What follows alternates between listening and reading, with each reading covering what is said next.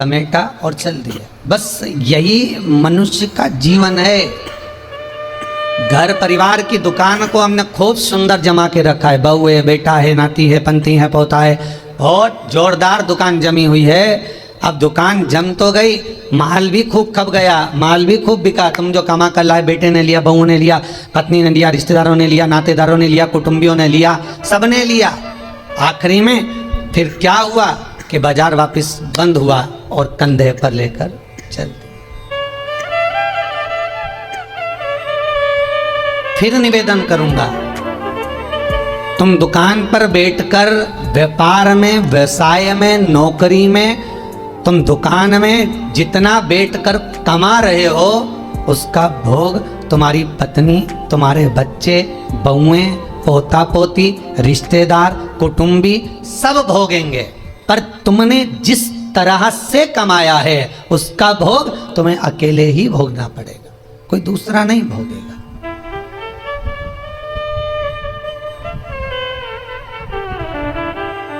जीवन में कुछ कर्म ऐसा करते हुए चलो।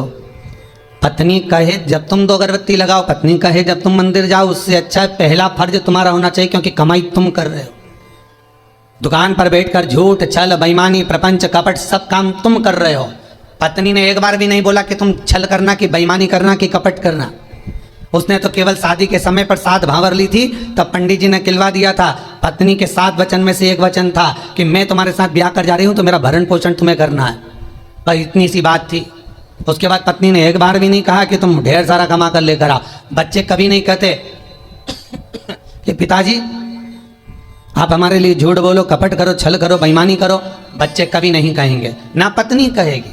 जब ऊपर जाओगे, यम की केच चढ़ोगे, तो यमराज तुम्हें जब नरक में पटकेगा तब कहोगे मैंने झूठ पत्नी के लिए बोला था, मैंने बच्चों को पढ़ाने के लिए, आगे बढ़ाने के लिए झूठ बोला था, मेरे अकेले को नरक क्यों पटक रहा? पत्नी और बच्चों को भी तो पटको। तो यमराज भी कहेगा झूठ तूने बोला, कपट तूने करा, बेईमानी तूने करी, प्रपंच तूने करा, तो भोग भी तो भोग दूसरा काय को भोगेगा। इसलिए माताओं तुम्हें चिंता करने की जरूरत नहीं, तुम तो जोरदार जूड़ा मुड़ा बांध के अच्छे से रहो। पर मुख से तुम्हारा नाम है धर्म पत्नी। एक होती है पत्नी जो पति को पतन के रास्ते पर ले जाती है, सिनेमा घर ले जाती है, मायके ले जाती है, शॉपिंग मॉल ले जाती है, वो पत्नी कहलाती है। एक होती है धर्म पत्नी जो पति को धर्म के पथ पर लेकर जाती है। एक होती है धर्म पत्नी जो पति से कहती है, कथा आ रही है शिव महापुराण की, थोड़ी देर सुन लेना। अरे तो मैं दुकान पे नहीं बैठूं, दुकान पे टीवी लगवा लो, दुकान पर मोबाइल रख के सुनो। अरे नेट का खर्चा कौन सीवर वाला महाराज देगा? 150-200 रुपए का नेट चले तो कौन कौन महाराज देगा क्या? तो पत्नी उस समय पर एक शब्द जरूर बोल दे कि कमा किसके लिए रहे हो, पहले ये तो बता।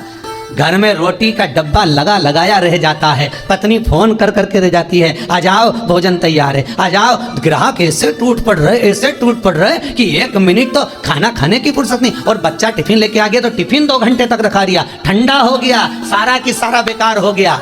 और तुम वो ठंडा भोजन गाय की सांदी जैसा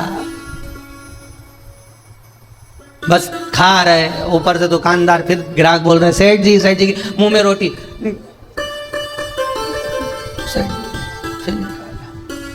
किसके लिए कमाया भाई? ना राम नाम लीनो तूने भरी जवानी में, तो डूब के मर जा रे चुल्लू भर पानी में। पर समझने वाली बात तो यह है कि इतना बड़ा मनुष्य चुल्लू भर पानी में डूबे कैसे?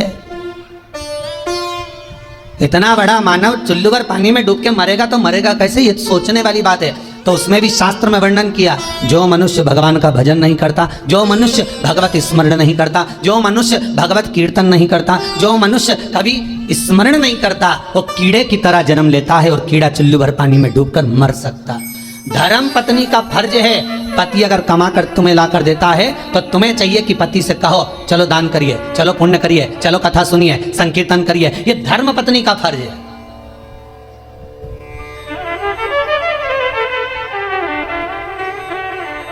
सारे कथाकार मिलके, कई बार हमने सुना लोग उसको क्या नाम थी जिसकी नाक कट गई थी रे, है? तुम लोगों को बड़ा मालूम है।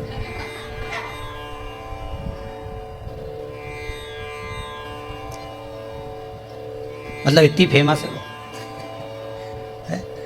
तुम्हें भी मालूम था? कड़ेल जी मालूम था? हाँ, बड़ी फेमस है वो भाई। होना भी चाहिए उसको फेमस, क्यों नहीं होना चाहिए? उसके बराबर दुनिया में कोई भक्त नहीं होगा भगवान का उसके जैसा। आप में से कितने लोग हैं जो भगवान के सामने जाकर कह दे मैं तुमसे शादी करूंगी? जितने लोग यूट्यूब पर कथा सुन रहे, टीवी पर सुन रहे, ईमानदारी से बोल देना किसी ने जाकर भगवान के मंदिर में जाकर कहा हो, हे भगवान मैं तुम्हारे साथ शादी करूंगी। तुम तो इंसान हो, वो राक्षसी थी शूर्पणखा जो भगवान के सामने सीधा प्रस्ताव लेकर पहुंच गई कि तुम सम पुरुष न मो सम नारी, इसलिए मैं तुमसे विवाह करना चाहती हूँ। भगवान इतने खुश हो गए कि जिंदगी में कहीं की तो मिली जिसने कहा कि तुम्हारे जैसा पुरुष नहीं होगा, मेरे जैसी नारी नहीं होगी। दुनिया समझे तब तो। यहाँ तो जो जाए भगवान के पास नहीं, भगवान दुकान नहीं चल रही, भगवान छोरा दे दो, भगवान बहू दे दो, भगवान ये दे दो। भगवान भी इतना बोर हो जाता कि भगवान ने भगत से कहा एक आध दिन तू आके बैठ जाएगा, एक बार आके बैठ जा। होता है, एक भगत भगवान के पास पहुंच गया, भगवान सबसे ज्यादा अच्छी जिंदगी तुम्हारी है। भगवान ने कहा हमारी काहे की जिंदगी अच्छी, और क्या, बढ़िया चांदी की थाली में पकवान आ रहे, लोग पंखा झेल रहे, एसी का रूम तुम्हारा, सारे मंदिरों देखे क्या ठाट के बने हुए, मार्बल का फर्श, मखमल के गादी तकिया, क्या जोरदार जोरदार सारा ठाट, ऊपर चांदी का छतर लगा, हीरे के जेवरात पहने। भगवान सबसे ज्यादा सुखी तो तुम हो। भगवान ने कहा अगर ऐसा सुख है तो एक काम कर, 24 घंटे के लिए तू हमारी जगह खड़े हो जा, चल आजा। तो क्या उसमें क्या होगा? 24 घंटे का कोई सुख होता? भगवान कहने लगे तू खड़ा तो मैं तेरी जगह चले जाता, तू मेरी जगह चले जा। अब भक्त तो बहुत नाराज तो था ही, उसने कहा ठीक है उतरो नीचे, उतरो। तो भगवान विष्णु और लक्ष्मी का मंदिर था, नारायण और लक्ष्मी का। तो भगवान बोले मैं अकेला जाऊं तो पत्नी को भी लाना पड़ेगा ना, तो पति ने अपनी पत्नी को बुलवा लिया, तू भी आ जा, आज अपन भगवान की जगह खड़े होंगे। भगवान को बाहर बैठ जाओ, जाओ मंदिर के बाहर, हम दोनों खड़े। भगवान बोले जैसे हम खड़े वैसे की वैसे खड़े रहना हो, हिलना डुलना नहीं तो लोगों को मालूम पड़ गया ना, सोच लेना। हाथ पांव कुछ नहीं हिलना चाहिए, कुछ नहीं हिलेगा, तुम्हारे जैसे ही खड़े रहेंगे बिल्कुल। तो हो जाओ खड़े। भगवान हट गए, उन दोनों को खड़ा कर दिया, धनी लोगाई को, दोनों को, पति पत्नी को। राम जी भगवान नारायण तो आराम से ऐसा हाथ करके खड़े, लक्ष्मी जी वैसा हाथ करके। तो लक्ष्मी जी ऊपर चढ़ी और लक्ष्मी जी ने उसकी पत्नी का हाथ ऐसा करा, ऐसा करी, मुस्कुरा। तो भगवान की मूर्ति मुस्कुराती हुई होती है ना, अरे करे कि नहीं करे दर्शन, करते ना, मुस्कुरा। और तुम भी ऐसे खड़े रहो, मुस्कुराते।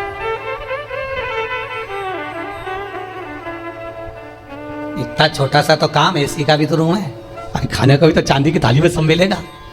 पत्नी से बोला खड़े रहे तो भगवान के जाऊं? लक्ष्मी नारायण कहा ठीक है जाओ।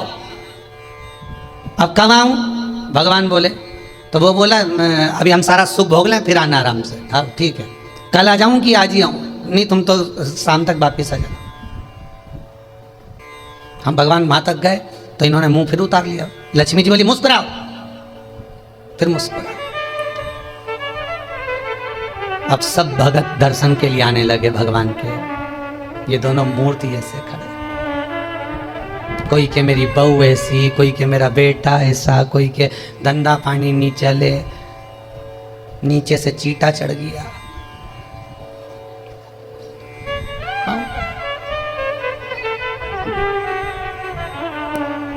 अब नीचे से चीटा चढ़ा तो पत्नी सीधे खड़े रहो, सीधे खड़े रहो, मुस्कुराए कि चीटा भगाए। जहां लक्ष्मी जी खड़ी थी वही हाथ लेके मच्छर काटे जा रहा है। पति बोले अभी तो मेरे से कह रही थी मुस्कुरा, मच्छर खा रहा है, मुस्कुरा। तब एक आया भगत, 11 दिए जला गया उनके बिल्कुल पांव के पास। पत्नी बोली आग लगा के मारेगा, पति बोला मुस्कुरा, मुस्कुरा। अरे धोती जल जाएगी, मुस्कुरा, मुस्कुरा। ऐसे खड़े रहो, हिलना नहीं है बिल्कुल, मुस्कुराई। तब एक आई बेचारी नैनों से नीर बहाती हुई भगवान बहुत दुखी हो गई। इतने में जो पास में खड़ी थी पत्नी, हमारे से पूछ ले हम कितने दुखी हैं। पति बोला तू चुप रह, मुस्कुरा, बस मुस्कुरा। चांदी की थाली में भोजन रख के आया। पति पत्नी के मन में धीरज बंधी। 8 घंटे से खड़े थे। घर पे होते तो चाय भी पी लेते, यहाँ तो कुछ भी नहीं आया। अब खाना आया है, जल्दी से खा लेना। पंडित जी थाली लाए, रखी, तुलसी डाली, हाथ में पानी लेके फेरा, घंटी बजाई, थाली ढाकी, वापिस ले गए। वापिस। पत्नी बोली और आएगा क्या? पति बोला चुप रहे, आज का गया तो कल ही आएगा। खड़े रहे।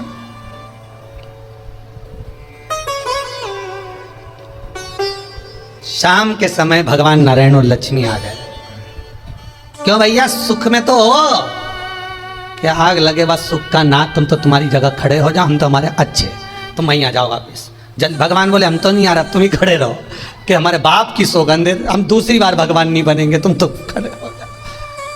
बड़ी मुश्किल से भगवान नारायण लक्ष्मी फिर खड़े हुए।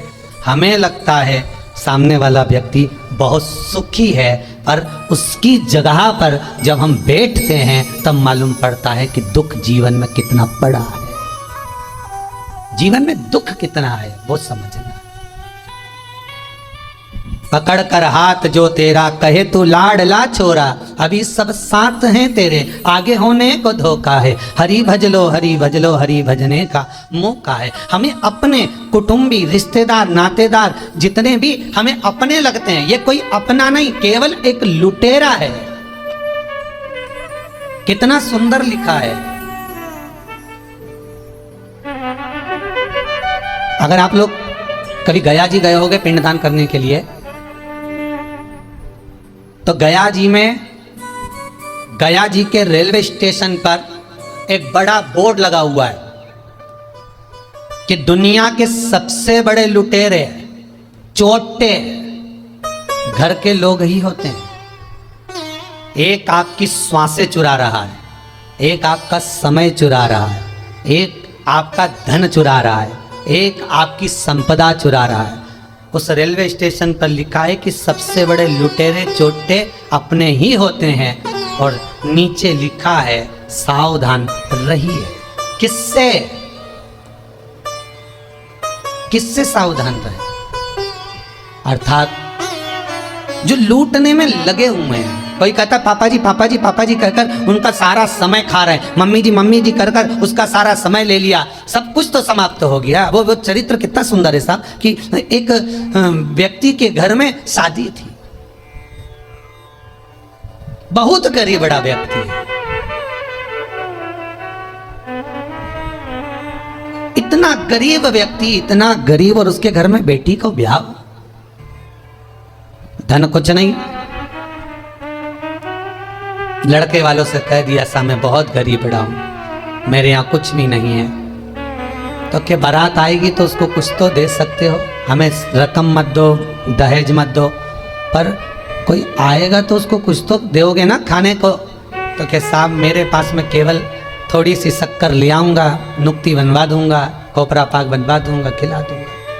बहुत गरीब बेचारा गया मांग धोंग के, लोगों के हाथ जोड़कर, पांव पड़कर, निवेदन कर कर सेठ जी के यहाँ से एक शक्कर की बोरी उठा कर लाया।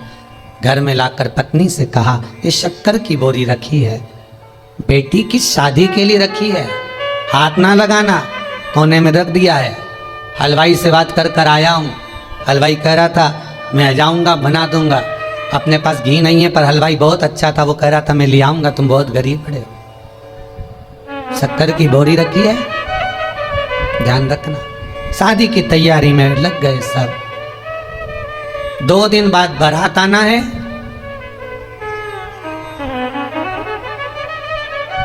एक दिन पहले हलवाई आ गया। हलवाई ने आवाज लगाया भैया शक्कर की बोरी लाओ। जब शक्कर की बोरी लेने के लिए गए, जाकर देखा तो वो शक्कर की बोरी केवल खाली पड़ी हुई थी, उस पे किसी बच्चे ने सोया हुआ था किसी मेहमान का बच्चा, उसने गंदगी कर दी थी, बोरी भी गंदी हो गई, हाथ लगाने के लायक नहीं बची। क्या हुआ था इस बोरी में? समाप्त तो हो गई शादी की एक दिन पहले। बस कुछ नहीं, घर में मेहमान आ गए, गरीब बहुत थे ये, तो मेहमानों को कुछ खिला पिला नहीं पा रहे थे। एक बच्चा बोरी से टिक के बैठ गया, उसने बोरी में उंगली करना प्रारंभ करा, एक छेद बना दिया, छेद में से शक्कर निकाल के खाने लगा। इतने में उसकी माँ आ गई, छोरा क्या कर रहा है? शक्कर खा रहा। माँ ने भगाया, वो भी पल्लू लगा के उसमें से शक्कर निकाल ली। किसी तीसरे ने देख लिया, क्या कर रही? कुछ नहीं, चाय बनाने के लिए शक्कर लिया, वो भी लग गई, उसने भी शक्कर निकाली। जितने मेहमान आए थे सब शक्कर खा गए, रिश्तेदार खा गए, शक्कर की बोरी पड़ी रही। हलवाई आ गया, आवाज लगाया, साहब शक्कर ला दो, चाशनी बनाना है, नुक्ती बना दूं, खोपरा पाक बना दूं, लाओ जल्दी लाओ।